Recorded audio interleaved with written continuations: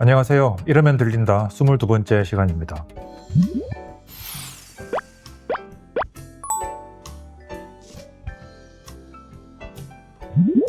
코가 맹맹, 목이 칼칼, 기침 콜록, 으실으실.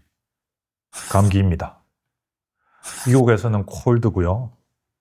조선시대에는 곧불입니다. 감기의 정식 진단명은 급성 상기도 감염입니다. 급성 상기도 감염, 감기. 한 번 걸리면 일주일을 알아야 합니다. 학교도 가야 하고 출근도 해야 하는데 이 감기마저 걸리면 성가시기 이를 데 없습니다. 영하 10도 한파주의보가 발령된 겨울 거리입니다. 이런 추운 날 이러고 돌아다녀도 얼어 죽을지언정 결코 감기는 걸리지 않는 비법 지금부터 알려드립니다. 감기, 즉 급성 상기도 감염의 원인은 감기 바이러스입니다. 가장 대표적인 것이 리노바이러스이고요. 아데노바이러스, 코로나 바이러스 등이 감기를 유발합니다. 감기에 안 걸리는 비법을 깨우치려면 우선 이 감기 바이러스의 정체부터 알아야겠습니다.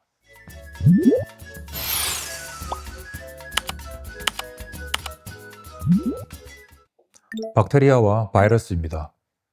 박테리아는 우리말로 세균, 바이러스는 그대로 바이러스입니다. 대장균, 폐렴구균 들어보셨죠? 대표적인 세균입니다. 세균의 내부는 이렇습니다. 유전자의 집합 DNA가 있고요. DNA를 복제하는 DNA 중합효소, 또 단백질 합성 공장인 리보솜이 있습니다. 세균은 적당한 온도, 또 수분만 있으면 스스로 증식할 수 있습니다. DNA 중합효소가 DNA를 복제하고요. 리보솜이 DNA의 설계를 이용해서 단백질을 합성해서 몸통을 하나 더 만듭니다. 쪼개지면 2마리가 되죠. 이 과정을 한 번 더 거치면 4마리, 다시 8마리, 16마리, 32마리, 기하급수적으로 불어납니다.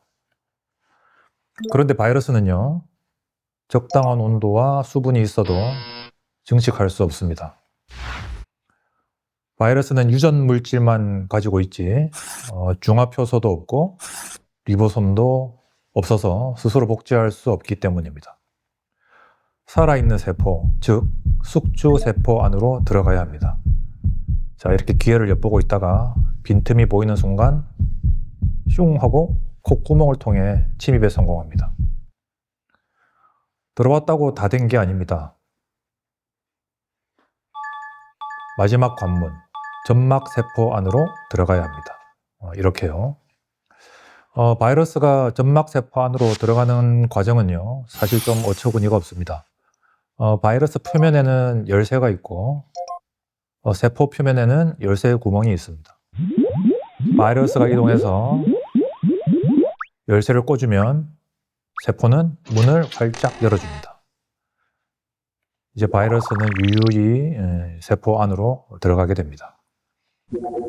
바이러스가 세포 속에 들어와서 하는 일은 자신의 유전자를 뱉어내는 것이 전부입니다. 이제부터는요, 숙주세포가 먹여주고 재워주고 키워주고 다 해줍니다. 숙주세포의 DNA 중합효소가 바이러스의 유전자를 복제해주고요. 숙주세포의 리보솜이 바이러스 껍데기를 만들어줍니다. 이렇게 바이러스 수는 계속 늘어갑니다. 바이러스가 숙주세포를 꽉 채우게 되면 숙주세포를 터뜨리고 나가서 주변 세포를 다시 감염시킵니다. 이 바이러스 꼭 뻐꾸기 같죠? 자, 이 뻐꾸기 바이러스의 악행 다시 볼까요? 감기 바이러스가 코 안 점막세포를 침입하면 숙주세포 속에서 개체수를 늘리고 세포를 터뜨리고 나와서 다른 주변 세포를 침범합니다. 점막이 부으니 코가 막히고 분비물이 나옵니다. 코감기입니다.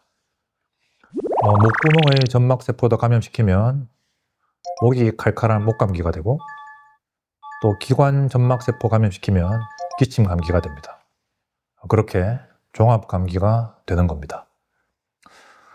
그런데 감기 바이러스는 상부 기도만 감염시켜서 감기만 일으키지 폐렴을 일으키는 경우는 거의 없습니다. 이 그림은 점막 세포 속에 들어간 리노바이러스 증식 정도를 보여주는 그래프입니다.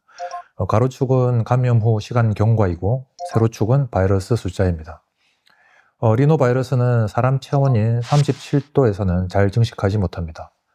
폐안의 온도는 37도입니다. 그래서 폐렴을 유발하기는 어렵습니다. 리노바이러스는 33도에서 가장 잘 증식합니다. 가파르게 바이러스 수가 증가합니다. 상부 기도는 외부와 통해 있어서 온도가 33도 정도입니다.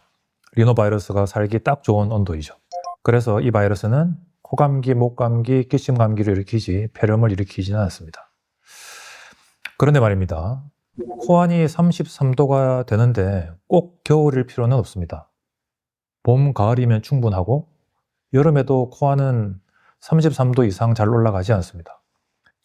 그런데 감기는 왜 유독 겨울에 많은 걸까요? 왜 봄, 여름, 가을에는 적은 걸까요?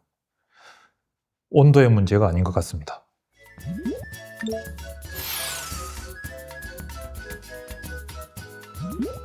여름에는 외부에서 지내는 시간이 많습니다. 감기 환자가 기침을 하면 감기 바이러스는 바람을 타고 하늘 높이 날아갑니다. 주변 사람을 감염시키기 어렵습니다. 집에서는 창문을 열고 선풍기를 켜고 감기 걸린 아이가 기침을 해도 창밖으로 모두 빠져나갑니다.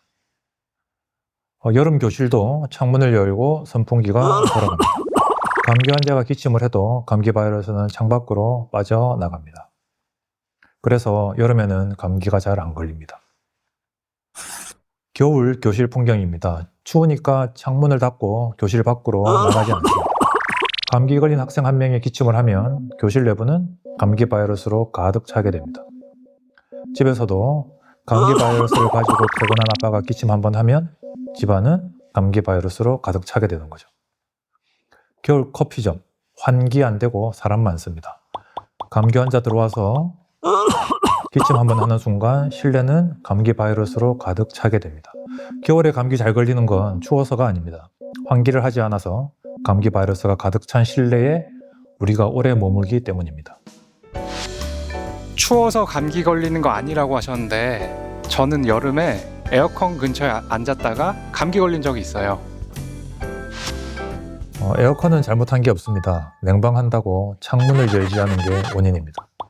감기 환자가 들어와서 기침을 하면 창문을 열지 않으니 바이러스가 가득 차게 되는 거죠. 에어컨의 찬 공기가 감기를 일으킨 게 아닙니다. 그렇다면 기온은 감기 발생에 영향을 미치지 않는다는 건가요? 기온 그리고 습도 이 두 가지는 감기 발생에 간접적으로 영향을 미칩니다. 여름은 습도와 기온이 높죠. 비강 점막 세포에는 섬모라고 부르는 빗자루가 달려 있고요. 끈적한 점액이 덮여 있습니다. 빗자루는 쉬지 않고 빗자루질을 해서 점액을 목구멍 안으로 이동시킵니다. 습도가 높으면 점액이 미끈하고 온도가 높으면 빗자루질이 빨라집니다. 바이러스가 들어오면 점액에 안착하는데요. 이 감기 바이러스는 세포 속으로 들어가지 못하고 식도로 넘어가 우리의 밥이 됩니다. 겨울은 건조하고 기온이 내려갑니다.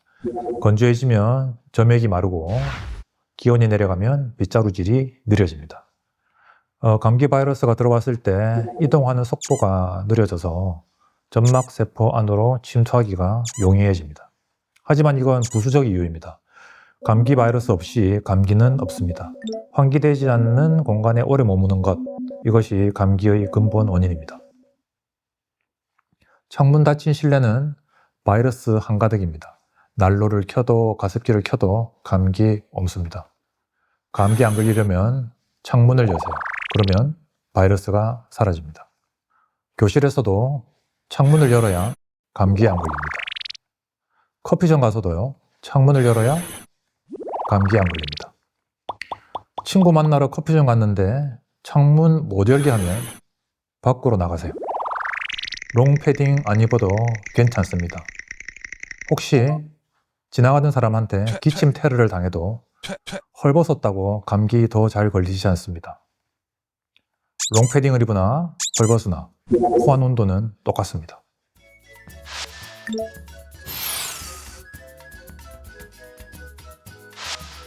공용 현관의 손잡이는 여러 사람이 만집니다. 감기 환자도 만지죠.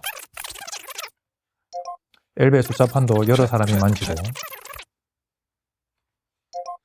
지하철 손잡이도 여러 사람이 만집니다. 모든 공용 시설물에는 감기 바이러스가 묻어 있을 가능성이 있습니다.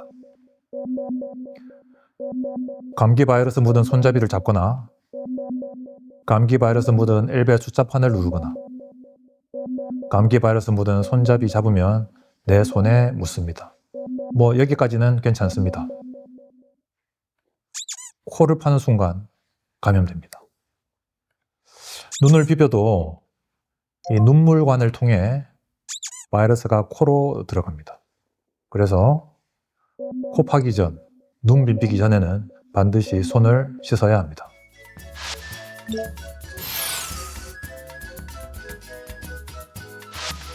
학술지에 실린 연구 논문입니다. 건강한 성인 164명을 대상으로 고농도 리노바이러스 영역을 코에 넣고 5일간 격리해서 감기 걸리는지 지켜봤습니다.